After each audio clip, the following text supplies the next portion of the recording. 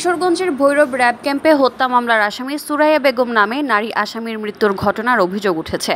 নিহত নারী ময়মনসিংহের নান্দাইল উপজেলার বাসিন্দা। জানা যায়, চলতি মাসের 13 তারিখে ময়মনসিংহ জেলার নান্দাইল উপজেলার বরুণাকান্দি গ্রামের যৌতুকের দাবিতে রেখা বেগম নামের কয়েক মাসের অন্তঃসত্ত্বা নারীকে পিটিয়ে হত্যার অভিযোগ উঠেছে স্বামী তাইজুল ইসলাম, শাশুড়ি সুরাইয়া বেগম ও শ্বশুর আজিজুল হকের বিরুদ্ধে। গতকাল এজাহারভুক্ত 3 নং আসামি সুরাইয়াকে নান্দাইল থেকে এবং 1 নং আসামি তাইজুলকে ঢাকা থেকে আটক করে র্যাব ক্যাম্পে নিয়ে আসে।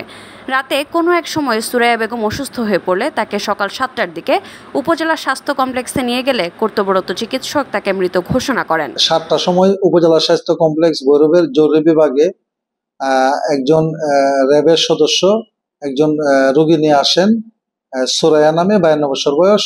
তারপরে আমাদের চিকিৎসক যারা ছিলেন তারা পরীক্ষা নিরীক্ষা করে দেখেন যে রোগী অলরেডি মৃত। তাকে মৃত অবস্থায় আমাদের হাসপাতালে আনা হয়েছে এবং ইসিজির মাধ্যমে এটা কনফার্ম করা হয়েছে। এ ব্যাপারে কোম্পানি কমান্ডার ফাহিম ফয়সাল বলেন, ঊর্ধ্বতন কর্তৃপক্ষের অনুমতি ছাড়া কোনো কথা বলতে পারবেন না তিনি। আপনারা দেখছেন ওয়েব নিউজ, বিশ্বজুড়ে বাঙালি আমেজি।